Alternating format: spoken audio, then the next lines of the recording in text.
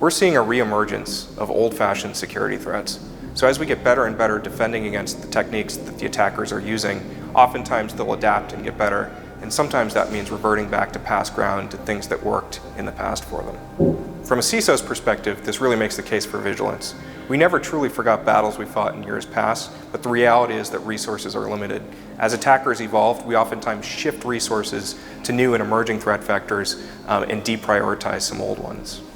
Over the past 2 or 3 years, we've seen phishing attacks become more and more effective. Some industry experts estimate almost twice as effective as they were just 3 years ago. There's a number of reasons for that. Number one is that the amount of data that's available on your target is just exponentially higher than it was even a few years ago. With the rise of social media and different social networks, in addition, the adversary is more organized than ever before. Many of them are employing researchers to do reconnaissance on their targets, and they're compiling an unprecedented amount of data, which makes their attacks much more convincing and much more likely to be successful. Macro-based malware is a form of malware that was in vogue around the turn of the century, 10 or 15 years ago. Macros are features and functions within Word and Excel documents that allow you to automate certain tasks. As a result, it gives the attackers a lot of flexibility to do things with a file to achieve nefarious ends. From there, the attackers evolved to using executables, which gave them even more flexibility and more options to compromise systems and do bad things.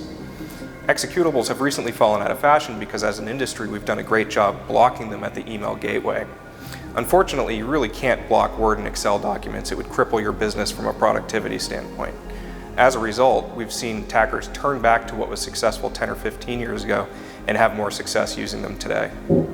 This is really part of a broader pattern, and it's just kind of a natural evolution of the battle we fight against them. As we get better, they get better, and we adapt as a response. Over the course of time, you're naturally going to revisit past ground and go back to what worked in the past. Phishing will never really go out of fashion simply because it's so effective, but we will see variance in the way that people are executing phishing attacks over time. Target's a great example. It all started with a phishing email.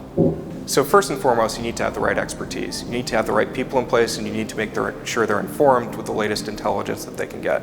Second, you need to make sure the machine is orchestrated, that all the processes are in place and that the cogs and the wheels are working together in unison. And finally, technology. You need to make sure that you have the operational automation in place to make sure that things don't slip through the cracks.